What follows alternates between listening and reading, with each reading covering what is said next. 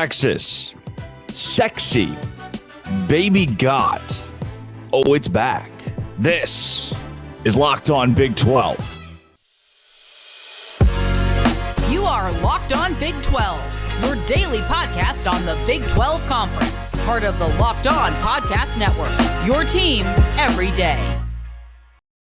Happy Sunday, everybody. Welcome into Locked On Big 12. I am Drake Toll from ESPN Central Texas. Thank you for making Locked On Big 12 your first listen every single day, including today's special emergency podcast. I've got a good feeling these Sunday episodes are going to have to keep coming out because there's so many storylines every Saturday. And last week we were upset. I came to you and I was like, oh, the Big 12 had a bad weekend. And this weekend, things were much better on the whole, right? There were a couple of weird things, like weird storylines, right? From Texas Tech losing again, they're 0-2. Baylor 0-2. Art Briles back in the Big 12 on the sidelines in Oklahoma with Jeff Lebby. But the big one, the biggest, the weirdest storyline coming out of Tuscaloosa, Alabama, is the University of Texas back. You know, I said on this podcast all last week, I said, Alabama's going to lose to Texas. They won't cover. They're going to lose outright. I took the Texas money line at FanDuel. I did. I've said it on multiple shows. I was riding Texas all the way to the bank, and of course it cashed. But they didn't do it the way that I thought that they would do it. And I want to make a clear distinction, too, before I jump into all this. People are out there like, oh, you crap all over Texas. Duh. Yeah, I mean, they left our conference. You know, it's kind of what I'm supposed to do, right? Like, I'm the host of Locked On Big 12, and very soon they won't be a member of the Big 12 anymore. So I'm sitting in a spot right now where it's like, all right, I don't have to blow hot air up your skirt when it comes to Texas. At the same time, when they beat Alabama, when this team has struggled so much in the Big 12 the last 15 years goes and beats Alabama, this team in the Big 12 that keeps losing to all these lowly Big 12 teams, they can't seem to beat Kansas on multiple occasions, goes and beats Alabama. You best bet I'm going to talk about it, and I'm going to fly that Big 12 flag with Steve Sarkisian, who had a Big 12 patch on his shoulder. Now, it didn't happen the way I thought it would. I said, I don't know if Quinn Ewers is going to be the reason that Texas wins this game. I thought it would be Xavier Worthy with 125 yards and a couple of touchdowns. Worthy did have 5 receptions, 75 yards, and a score. Instead, Jatavion Sanders, 114 receiving yards. Adonai Mitchell, he was the key guy, 3 receptions, 78 yards, and a couple of touchdowns, the Georgia transfer. And then Quintuple Bartholomew Ewers the fourth. 24 of 38. It's not great, right? Like 24 of 38. Tell me more. 349 yards and 3 touchdowns en route to a win against Alabama. And I think the most impressive part here is the Texas defense. They put Jalen Milroe in a blender. This is supposed to be this big bad Alabama quarterback, and the last 4 Alabama quarterbacks are current starters in the NFL. So this guy's going to be really good. He's got to be really good. He's going to tear Texas apart. Jonathan Davis, the host of Locked On Longhorns, told me last week, he said, Milroe's going to come out there and he's going to dominate. He's going to dominate because of what he can do with his legs. And you know what he didn't do? Dominate. Texas got to win this ball game, holding Milroe to 44 yards rushing on 15 carries because he was sacked a few times too. This Texas pass rush is legit. Now I don't think this Texas team goes undefeated. I don't think they go 12-0. There is still a realm, and they call me crazy. There is still a realm in which Texas does not make the Big 12 championship game. I had the same conversation with Jonathan Davis. He's the host of Locked On Longhorns. And he said, yeah, you know, there's a way that Texas beats Alabama and still doesn't go undefeated. There's a way Texas beats Alabama and still at the end of the year does not meet expectation. Now, I'll tell you right now, I'd be stupid. I'd be an idiot to come on here and tell you that anybody else but Texas is the best team in the Big 12. It is squarely the Longhorns. They are the absolute best team in the Big 12. They have the best roster. They have the most goods. They have the biggest brand. Nobody should sniff Texas jockstrap this year. But guess what? That happens every year. Happens every year. You know, it always feels like the first couple weeks, the preseason, especially, you're real high on Texas. You think, oh, this Texas team's going to be good this year. And then maybe they get that one big win. Maybe they don't. This year they did. I still don't know if it puts Texas it puts them in the driver's seat. I'll give them that much. But does it mean Texas is going to they're going to win the Big 12 outright? I don't think so. I'm pumping the brakes on that one a little bit. Huge win against Alabama. But what does this mean for Texas going forward? Well, one, yeah, you're the king of the Big 12. You win right now. Right now, you get to be the king of the Big 12. Congratulations. There are a couple other teams that have disappointed, a la the Texas Tech, Baylor, obviously. Texas, you shocked the world, beat Alabama on the road, live in this moment. Quinn Ewers, congratulations. Great. The cigar picture after the game. You guys deserve this. So you get to be the top dogs right now. We're going to wear you. We're going to be like, all right, Big 12, sweet. You know, it makes the Big 12 look good because this team that's been a middle of the pack squad for 15 years now just beat Alabama on the road. That's great. Bodes well for us, right? Then there's the flip side of this of Texas, I still don't trust that you can win the Big 12. Not because of the athletes, not because of the coaching even. I think Sark, what a beautiful game plan against Alabama. And again, beautifully well executed defensively to put Jalen Milroe in an absolute blender so consistently. But then there's the idea of like a Kansas State. Where it's like, oh yeah, you know, Texas should beat Kansas State. That's fine. Or a really bad Baylor team. Like, yeah, Baylor's bad. Texas is going to be Baylor. But that is where Texas has slipped up the last couple of years. It feels like less of the big game. Like last year against Oklahoma, Texas dominated, blew it out of the water. But then they come out against at Oklahoma State and they crap themselves late because Quinn Ewers was just incompetent. I am worried for Texas that will happen again somewhere along the way here. Should it? No. Did Saturday prove that this Texas team's turned a new page, a new leaf, that they should be good and win the whole league and nobody comes within 14 points of them? Absolutely. That's what you proved. Will it actually happen? My jury is still out. Because I had Texas beating Alabama, but past that, I just didn't know. You know what I did know? There were some major winners on Saturday in the Big 12. But I'm always a winner because I love Athletic Brewing Company. Here on Locked On Big 12, part of the Locked On Podcast Network, your team every day. Athletic Brewing Company is non-alcoholic brews, non-alcoholic beers. This is a great way to share that brew with some buds and not get too tipsy. Now, time for a game changer of the week. This is brought to you by Athletic Brewing Company. This is where I bring you the game-changing performance of the week. And of course, it was Quinn Ewers. 350 yards passing. He added four total touchdowns. He was that guy against Alabama. Now, Athletic Brewing Company has completely changed the game when it comes to non-alcoholic beers. They have non-alcoholic beers that actually taste good. So right now, go wherever you get your beers. They've got them. They probably got Athletic Brewing Company. 50 styles of craft, non-alcoholic beers, including IPAs, Goldens, sours, and more. They are fit for all times. Like watching a big game, your kid's game, tackling work, or even working out, and you don't get a hangover. So right now, Athletic Brewing Company, I will give you 15% off your first online order. That's right. Athleticbrewing.com. Athleticbrewing.com. 15% off. Code Locked On. Use code Locked On. 15% off athleticbrewing.com. Near beer, exclusions and conditions apply. Athletic Brewing Company, fit for all times. The winners of the weekend of the Big 12. Let me tell you what. We're going to get to the losers later, the Houstons of the world, the Texas Techs, the Baylors, but these winners, the UCF Knights. I was blown away with John Rice Plumlee. No, I know his stat line is not unbelievable, and the kid's probably hurt. And does he have a concussion? Does he have a knee injury? What's going on with JRP? I'm hoping he's okay. I'm hoping he's ready for a big showdown against Baylor here in a few weeks. I hope that he's back and ready when conference play kicks back up in a couple weeks again after this Villanova game for UCF.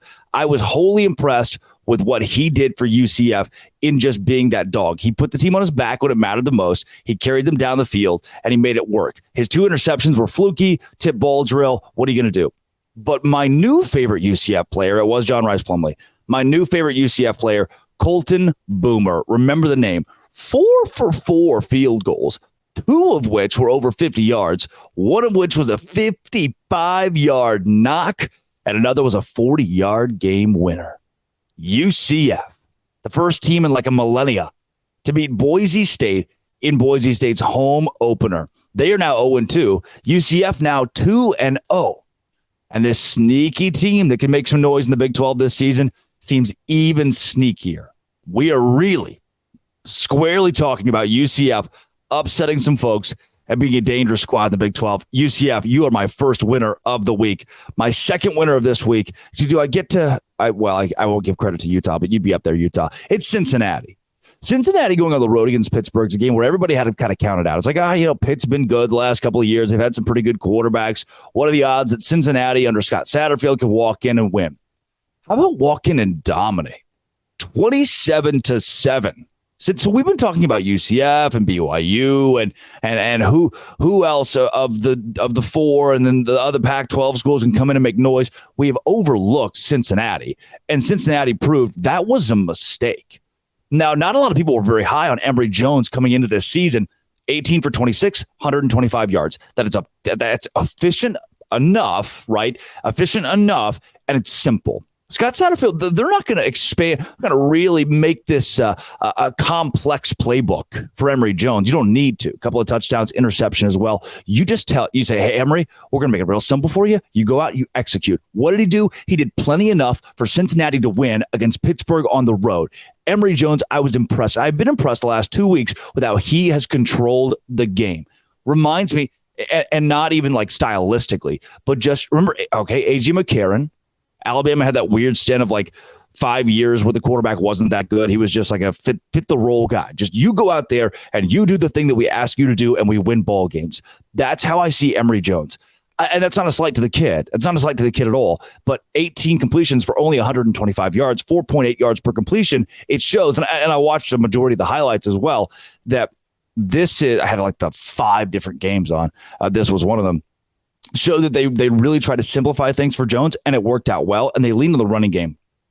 Corey Kiner, unbelievable. 20 carries, 153 yards, and a touchdown. He was one of my players of the week this week. Big winner, Cincinnati. Also up in the winner category, Keaton Slovis. Now, BYU, we got to talk about your run game, or lack thereof.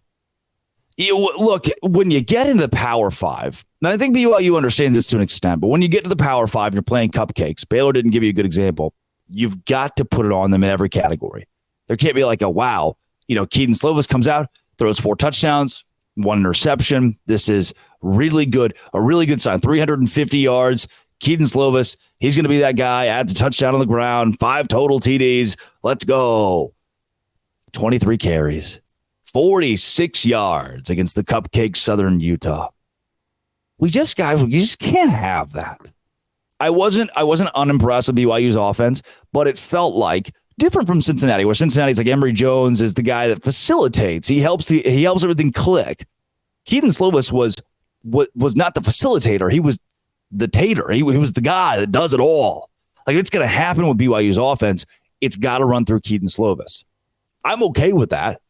If he can rise to the occasion, put up more than 14 points against Cupcake, which he proved this week he can do, he's a winner this week. Keaton Slovis, you're a winner.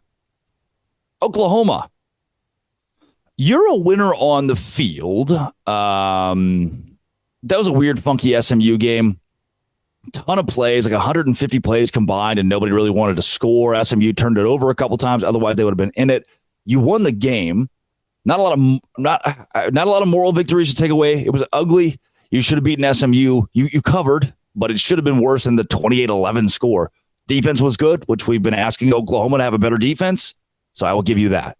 The Art Briles thing, who I've been close to the Baylor situation, the scandal from 2016, sexual assault, the cover-up. It was a cover-up. And he knew a lot of things that were not reported. And frankly, I don't think he belongs on the sidelines of any college or on campus at any college. And I'll stand by that. So I get that he is Jeff Lebby's kin, right? He's family. Everybody's got a family. Liken it to this, I tweeted this out. It is as if Benito Mussolini is your uncle. You love him, Uncle Benito. You love him because he's your uncle. So you hang out with him at Thanksgiving. You're like, did some really terrible stuff. And along with that, it's like, Probably wouldn't bring Uncle Benito out in public. Wouldn't bring him to the old UN meeting with me as my +1. Go to Thanksgiving with Art Briles. He's your father-in-law. Yes. Bringing him into the Oklahoma sideline with Oklahoma gear on. Jeff Lebby, that is a no. How much longer will Jeff Lebby be in Oklahoma? I don't know, but even Oklahoma fans are saying fire him now. Pretty interesting. Another winner, K-State. Only saw the highlights of this game. Didn't want to be invested. Was surprised the line was where it was, 15? I took it on FanDuel and I hit. Thank you for covering. It was sloppy at first. You finally caught it up at the end. That one-handed catch was nuts. K-State, you got it done. Good teams win, great teams covered. You're a good team, and you're a great team this week. I still think Kansas State is a legitimate pick to win the conference, to win the Big 12 conference this season and go back to back right here on Locked On Big 12, part of the Locked On Podcast Network. It is your team, and it is every day. Oh, wow. I went to FanDuel and I put $500 on assorted stuff this weekend, and I made $17. And that is 17 more dollars than I had. FanDuel is where I go to make money. It's like passive income on a Saturday. And right now, all new customers can bet $5 and get $200 back in bonus bets guaranteed. All customers who bet $5 will get $100 off NFL Sunday Ticket from YouTube and YouTube TV. So what you just learned, new customer, $5 gets you $200 in bonus bets. $5 for return customers gets you $100 off NFL Sunday Ticket from YouTube TV and YouTube. Now is the best time to join FanDuel. The app is easy to use. You can bet on everything from spreads to player props and more. Visit FanDuel.com. FanDuel.com/LockedOnCollege. Kick off the NFL season with an offer you won't want to miss. FanDuel is the official sports betting partner of the NFL.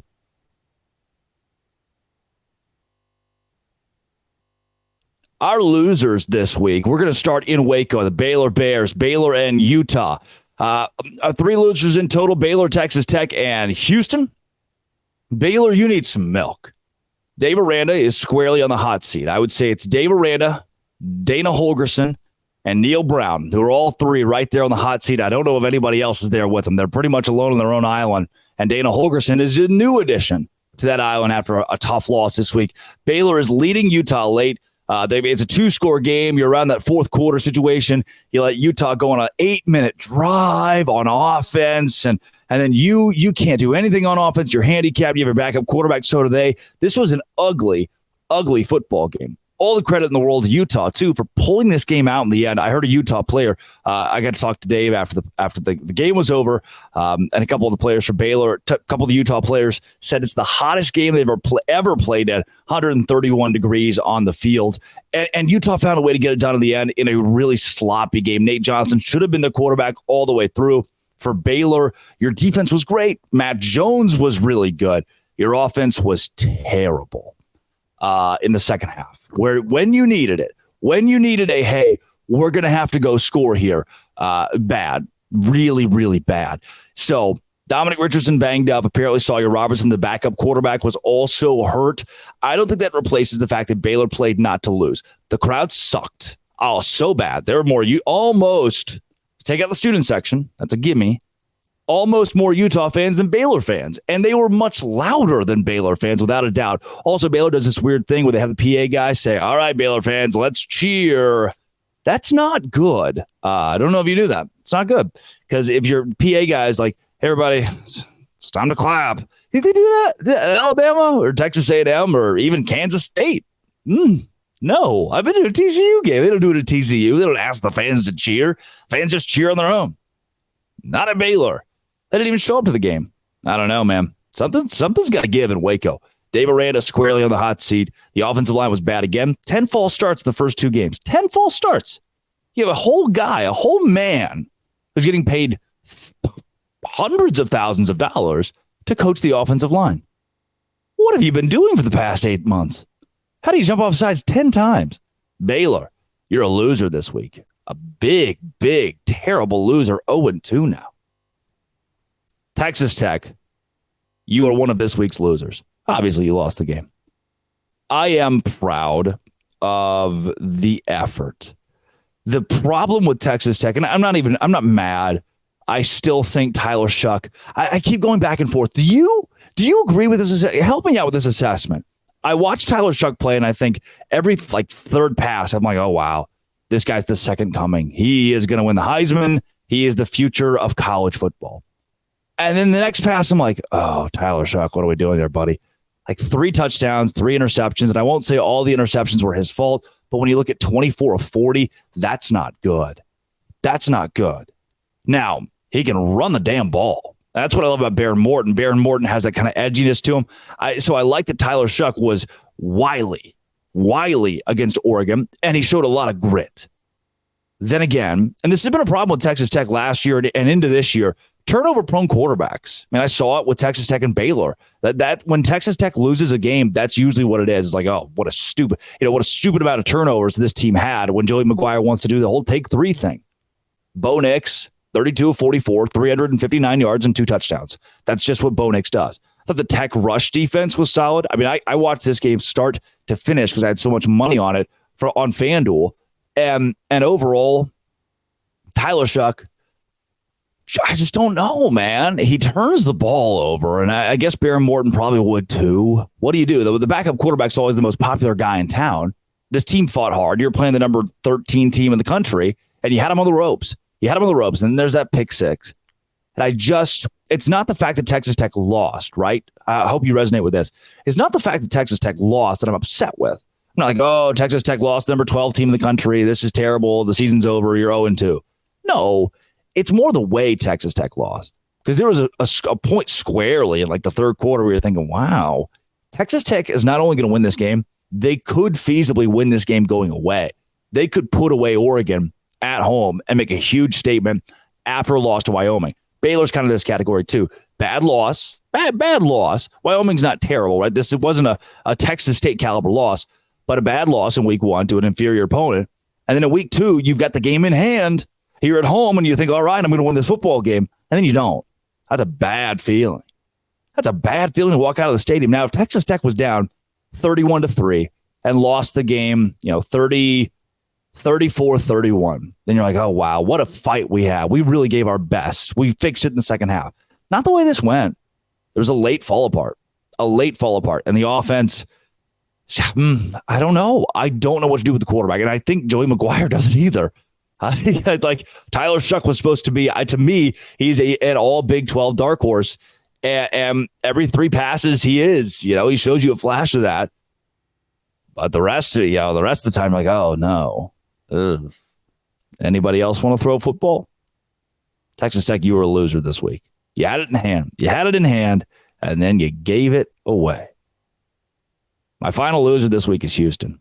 You're not just a loser. You're the biggest loser. Texas Tech and Baylor both lost the top 15 teams. They had leads late. They were competitive games. And I get that your game against Rice, Rice was competitive. You lost to Rice.